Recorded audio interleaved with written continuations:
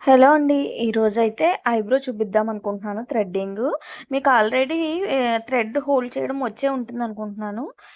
రాని వాళ్ళ కోసమైతే మళ్ళీ పెడతాను. ఇప్పుడైతే ఓన్లీ థ్రెడ్డింగ్ మాత్రమే చూపిస్తున్నాననమాట. మీరెప్పుడైనా కానీ స్కిన్ పైన ఇలా తేల్చి చెయ్యండి. గట్టిగా నొక్కినట్టు చేస్తే స్కిన్ పడిపోద్దనమాట.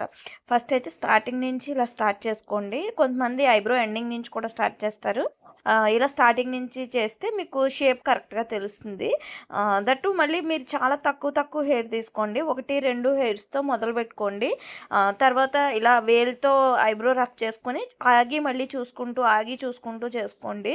బిగినర్స్ అయితే ఇలా చేసుకుంటా ఉంటే మీకు బాగా యూజ్ అవుతుంది. అలా కాకుండా ఎక్కువ హెయిర్స్ తీసేస్తే కొంతమందికి ఆ గ్యాప్స్‌లో మళ్ళీ హెయిర్ రాదనమాట.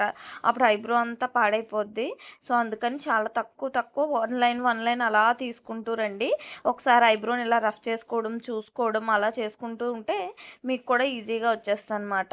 ఇదిగోండి నేను ఎలా చేస్తున్నానో అలాగా అనుకుని చూసుకోండి.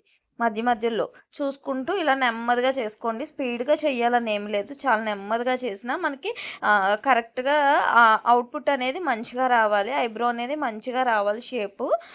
దట్టు క్లయింట్ ఫేస్‌ని బట్టి కూడా చేయాల్సుంటది మీకు. సో, ఇలా కట్ చేసుకునేటప్పుడు కూడా చాలా తక్కువలో కట్ చేసుకొని చూసుకోండి. ఇది ఈరోజు video. Thank you for watching.